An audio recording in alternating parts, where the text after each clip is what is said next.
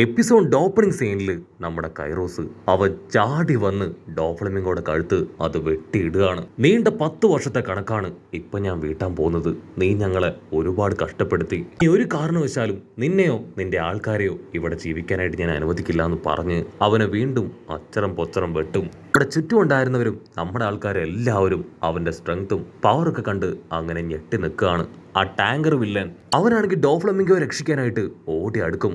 അതിനവൻ അവന്റെ സ്ക്വാഡ് ആ ടാങ്കർ വില്ലൻ നേരെ നീട്ടുകയാണ്. ഒരടി നീ മുൻപോട്ടേക്ക് വെച്ച വിവരം അറിയും. ഇവിടെ ലൂഫിക്കാണെങ്കിൽ ഭയങ്കര സങ്കടം. കാരണം ഡോഫ്ലമിംഗോയെ അവനെ തകർക്കണമെന്ന് ഏറ്റവും കൂടുതൽ ആഗ്രഹിച്ചത് നമ്മുടെ ലൂഫിയാണ്.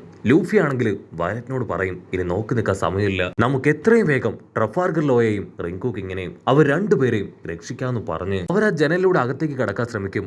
ഉടനെ തൊട്ടു പിന്നാലെ വന്ന ഡോഫ്ലമിംഗോയുടെ സോൾജിയേഴ്സ് അവരറഞ്ചും പുറഞ്ചും അവരെ ഷൂട്ട് ചെയ്യാണ്. അവിടുന്ന് അങ്ങനെ സീൻ കട്ട് ചെയ്ത് ഇപ്പം മത്സരം നടക്കുന്ന സ്ഥലം കാണിക്കും. അവിടെയാണെങ്കിൽ ടോയ്സ് ആയിരുന്ന എല്ലാവരും മനുഷ്യരും മൃഗങ്ങളൊക്കെ ആയിട്ട് മാറിക്കൊണ്ടിരിക്കുകയാണ്.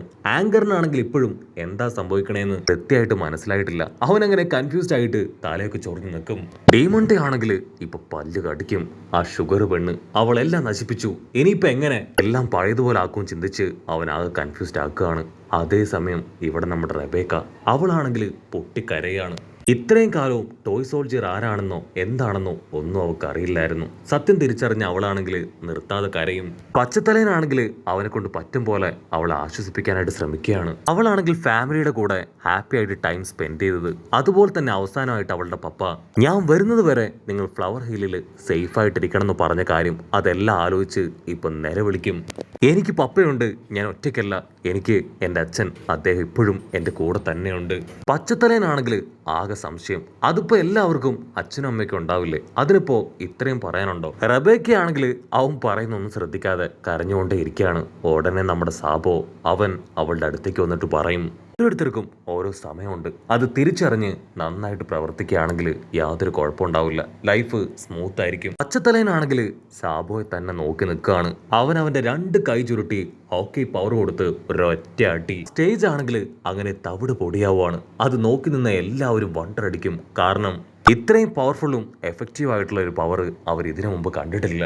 ആ കൊഹാള പെണ്ണാണെങ്കിൽ ഇതെല്ലാം കണ്ട് ആസ്വദിക്കുകയാണ്. അതേസമയം ഇവിടെ സ്റ്റേജ് അതാണെങ്കിൽ കുറേശ്ശെ വെള്ളത്തിലേക്ക് മുങ്ങാൻ തുടങ്ങിയിരിക്കുകയാണ്. ജനങ്ങളെല്ലാവരും പേടിച്ച് ഓരോ വഴിക്ക് ഓടും.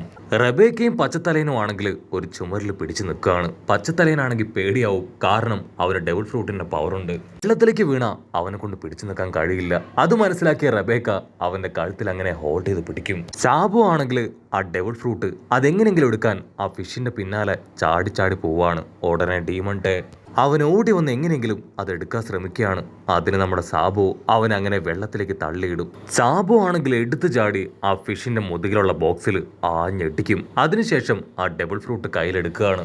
ചുറ്റും ഉണ്ടായിരുന്നവരെല്ലാവരും അത് കണ്ട് ഫ്രീസ് ആവും. സാബോ വീണ്ടും ഒരു കട്ടയുടെ പുറത്ത് കയറി നിന്ന് ആ ഡെവിൾ ഫ്രൂട്ട് അതെല്ലാവർക്കുമായിട്ട് കാണിച്ചു കൊടുക്കും. അതിനുശേഷം ആങ്കറിനോട് പറയും, ദാ കാണ്, ഈ ഡെവിൾ ഫ്രൂട്ട് അതിപ്പോ ഫൈനലി ഞാനാണ് സ്വന്തമാക്കിയിരിക്കുന്നത്, അതുകൊണ്ട് ഞാനാണ് ഇതിൽ ജയിച്ചിരിക്കുന്നത്. ആങ്കറിനാണെങ്കിൽ വേറെ വഴിയില്ലാതെ ഇപ്പൊ അവന്റെ പേര് അത് വിളിച്ചു പറയും. അവൻ ആ ഫ്രൂട്ട് എടുത്ത് അങ്ങനെ കടിച്ച് തിന്നുകയാണ്. അടുത്ത നിമിഷം അവൻ ആ ഡെവിൾ ഫ്രൂട്ടിന്റെ പവർ അത് കിട്ടുകയാണ്.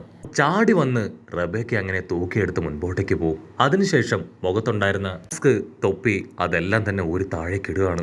ഉടനെ ചുറ്റും ഉണ്ടായിരുന്നവരെല്ലാവരും അവന്റെ യഥാർത്ഥ രൂപം കണ്ട് ഞെട്ടും.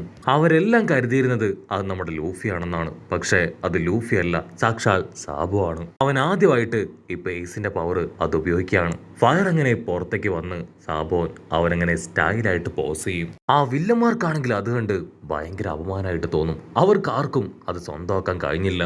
ആ ഡീമണ്ടെ ആണെങ്കിൽ ഇപ്പൊ നാണം കെട്ട് തലകുനിച്ച് നിൽക്കുകയാണ്.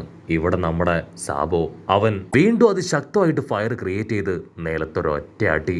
അതാണെങ്കിൽ ആ താഴെ ഉണ്ടായിരുന്ന വെള്ളം അതിലൂടെ കടന്നുപോയി ലാൻഡിന്റെ അടിയിലേക്ക് പോയി പൊട്ടി അങ്ങോട്ട് തെറിക്കുകയാണ്. അതില് ഒരുപാട് ആൾക്കാർ തെറിച്ച് നാനാഭാഗത്തേക്ക് തെറിച്ചു പോയി അടിച്ചു വീഴും. സാബോ ആണെങ്കിൽ ഓൾറെഡി ഭയങ്കര പവർഫുൾ ആണ്. ഇപ്പൊ ഈ ഒരു ഡെവിൾ ഫ്രൂട്ടിന്റെ പവർ അതുകൂടെ അവന് കിട്ടിക്കഴിഞ്ഞപ്പോ അൺബീറ്റബിൾ ആയി മാറി. അപ്പൊ അവിടുന്ന് അങ്ങനെ സൂം ഔട്ട് ചെയ്ത് സാബോട് ആ പഞ്ച് കാണിക്കും. ഡോഫ്ലമിംഗോട് ആ വലിയ പാലസിന്റെ ഫൗണ്ടേഷൻ തന്നെ ആ ഒരു പഞ്ച് തകർത്തിരിക്കുകയാണ്. അതിനടിയിലാണ് ആ സ്മൈൽ ഫാക്ടറി ഉള്ളത്. അവിടുന്ന് അങ്ങനെ സീൻ കട്ട് ചെയ്ത് ഇപ്പൊ ട്രബോളിനെ കാണിക്കും. അവനാണെങ്കിൽ വമ്പം കലിപ്പില് എല്ലാവരോടും ദേഷ്യപ്പെട്ട് പറയും, നിങ്ങൾ എല്ലാവരും ചേർന്ന് ഞങ്ങളുടെ പ്ലാനും ഒക്കെ തകർത്തു അല്ലേ? എന്റെ നേതാവ് ഡോഫ്ലമിംഗോ അദ്ദേഹം ഒരു കാരണവശാലും വെറുതെ ഇരിക്കില്ല. ഞങ്ങളെപ്പോലെ പവർഫുള്ളായ ഒരുപാട് അസിസ്റ്റൻസ് അദ്ദേഹത്തിനുണ്ട്. നിങ്ങളെ ഇനി ഇവിടുന്ന് ജീവനോടുകൂടെ തിരികെ പോവാൻ ഞാൻ അനുവദിക്കില്ല എന്ന് പറഞ്ഞ് അവനങ്ങനെ ടെററായിട്ട് നമ്മുടെ ആൾക്കാരൊക്കെ നോക്കും. ലിയോ ആണെങ്കിൽ ഉസോപ്പിനെ വന്ന് ചെക്ക് ചെയ്യാൻ നോക്കും. അത് കണ്ട് റോബിൻ ഇപ്പൊ ലിയോയോട് പറയും, നിങ്ങൾ എത്രയും വേഗം ഉസോപ്പുമായിട്ട് ഇവിടുന്ന് രക്ഷപ്പെട്ടു പോകണം. ഇവന്റെ കാര്യം അത് ഞാൻ നോക്കിക്കോളാം എന്ന് പറഞ്ഞ് ട്രബോളുമായിട്ട് ഫൈറ്റ് ചെയ്യാൻ നമ്മുടെ പെങ്കൊച്ച് റോബിൻ അവളങ്ങനെ ചാടി ചാടി നിൽക്കും. ലിയോ ആണെങ്കിൽ അവന്റെ ടീംസിനൊക്കെ വിളിച്ച് ഉസോപ്പിനെ അവിടുന്ന് എടുത്തോണ്ട് പോവാണ്. അതേസമയം ആ വില്ലന് അവനാണെങ്കിൽ ഏകദേശം കാര്യങ്ങളെല്ലാം പിടികിട്ടി. ട്രബോൾ റോബിനെ നോക്കി പറയും, നിങ്ങളുടെ ലക്ഷ്യം ആ സ്മൈൽ ഫാക്ടറി അല്ലേ? ഇതെങ്ങനെയെങ്കിലും തകർത്ത് ഡോഫ്ലമിംഗോയെ നശിപ്പിക്കണം എന്നതല്ലേ നിങ്ങളുടെ ഏക ലക്ഷ്യം മിസ് റോബിൻ? അത് കേട്ട് റോബിൻ ആണെങ്കിൽ ഷോക്കാവാണ്. കാരണം അവളെ തിരിച്ചറിഞ്ഞു എന്ന് റോബിന് മനസ്സിലായി. ആ വില്ലനാണെങ്കിൽ ഞൊടിയടയിൽ അവന്റെ വാക്സ് വെച്ച് അറ്റാക്ക് ചെയ്യും. അവളാണെങ്കിൽ വലിയൊരു കല്ലുപയോഗിച്ച് അതിനെ ബ്ലോക്ക് ചെയ്യാണ്. അപ്പോഴായിരിക്കും മറ്റൊരു സൈഡിൽ നിന്ന് ആ ഹൈറുദ്ദീൻ. അവനാണെങ്കിൽ ഇപ്പോ ഉസോപ്പിനെ പിടിക്കാനായിട്ട് കൈ അങ്ങനെ നീട്ടിക്കൊണ്ടുവരാണ്. ഹൈറുദ്ദീൻ ആണെങ്കിൽ ലിയോയോടും ടീമിനോടും പറയും, ആ ഉസോപ്പിനെ അവനെ എന്റെ കയ്യിൽ താ, പെട്ടെന്ന് തന്നെ ഞാൻ അവനെ നിങ്ങൾക്ക് തിരികെ തരാന്ന് പറഞ്ഞ് ഉസോപ്പിനെ കയ്യിലെടുത്ത് അവൻ ചെക്ക് ചെയ്യും. ഉസോപ്പിന്റെ അവസ്ഥ അത് കാണുമ്പോൾ തന്നെ അവന് മനസ്സിലാവും. അവരെ രക്ഷപ്പെടുത്താനായിട്ട് ഉസോപ്പ് ഒരുപാട് അടിയും ഇടിയും ഒക്കെ കൊണ്ടു കഴിഞ്ഞു എന്ന്. ഉടനെ അവൻ എല്ലാവരോടുമായിട്ട് പറയും, ഞാൻ ഓൾറെഡി എല്ലാ കാര്യങ്ങളും അറിഞ്ഞു. 10 വർഷത്തിന് മുകളിൽ ഇവിടെ ടോയ്സ് ആയിട്ട് ജീവിച്ച ഒരുപാട് പേരുണ്ട്. ഇവൻ ഒറ്റൊരാളില്ലായിരുന്നെങ്കിൽ തീർച്ചയായിട്ടും ഇനി ഒരുപാട് വർഷങ്ങൾ ഞാനും ഇവിടെയുള്ള എല്ലാവരും വെറും ടോയ്സ് ആയിട്ട് ഇവര് പറയുന്ന ജോലികളൊക്കെ ചെയ്ത് അടിമയെ പോലെ ഇവിടെ ജീവിക്കേണ്ടി വന്നേനെ. പക്ഷേ ഇവൻ ഒറ്റ ഒരുത്തനാണ് ഇതിൽ നിന്നെല്ലാം നമ്മളെ രക്ഷിച്ചത്. സോ ഒരു കാരണവശാലും നമ്മൾ ഇവന്റെ ജീവൻ അത് വിട്ടുകൊടുക്കാൻ പാടില്ല.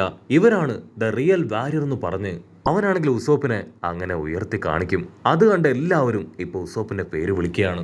ഉസോപ്പിനാണെങ്കിൽ അവന്റെ ബോഡി മുഴുവൻ ഒരുപാട് പെയിനാണ്. അവൻ ആ വേദനയിൽ നിലവിളിക്കാൻ തുടങ്ങും. അടുത്ത നിമിഷം സീലിംഗ് തകർന്ന് ഒരുപാട് വെള്ളവും ആ ഫൈറ്റിംഗ് ഫിഷുകളൊക്കെ താഴേക്ക് വീഴും. മാത്രമല്ല അവിടേക്ക് ഇപ്പൊ വെളിച്ചം വീഴുകയാണ്. എല്ലാവരും ഷോക്കായിട്ട് മുകളിലേക്ക് നോക്കും. ഇതെന്തു പറ്റി, ഇതെങ്ങനെ തകർന്നു എന്നറിയാതെ അവർ കൺഫ്യൂസ്ഡ് ആവുകയാണ്. ആ ഒരു വെളിച്ചം അതിപ്പോ ഉസോപ്പിന്റെ മുഖത്തേക്ക് അടിക്കും. ഉടനെ എല്ലാവരും പറയും, ഇവൻ ദൈവത്തിന്റെ ഒരു മെസ്സഞ്ചർ ആണ്. ആരുമില്ലാതെ അടിമത്തത്തിൽ കടന്ന നമുക്ക് വേണ്ടി ദൈവം അയച്ച നമ്മുടെ രക്ഷകൻ. ഉസോപ്പ് ആണെങ്കിൽ വീണ്ടും വിളിച്ചു പറയും, ദയവ് ചെയ്ത് എന്നെ താഴെ ഇറക്കി ട്രീറ്റ്മെന്റ് തായോ, എനിക്ക് ഒട്ടും വയ്യ. ഉസോപ്പിന് മനസ്സിലാവും ഈ മണ്ടന്മാര് അവരിപ്പോ വേറൊരു മൂഡിലാണെന്ന്. ഉസോപ്പ് പതിയെ തല താഴ്ത്തി അവരോട് പറയും, എന്തുകൊണ്ട് നിങ്ങൾ എല്ലാവരും വെറുതെ നോക്കി നിൽക്കുന്നു? നമുക്ക് പുറകിലുള്ള ആ ഫാക്ടറി അത് തല്ലി തകർക്ക്. അവരെല്ലാവരും ഇപ്പൊ ഉസോപ്പിന്റെ വലിയ ഫാനാണ്. ഉസോപ്പ് ഒന്ന് മൂളിയാ മതി, എന്ത് വേണമെങ്കിലും അവർ ചെയ്യും. ഉസോപ്പിന്റെ ആജ്ഞ അത് കേൾക്കേണ്ട താമസം അവരെല്ലാവരും ആ ഫാക്ടറിക്ക് നേരെ തിരിയുന്നതോട് കൂടെ ഈ ഒരു എപ്പിസോഡും അവസാനിക്കുന്നു.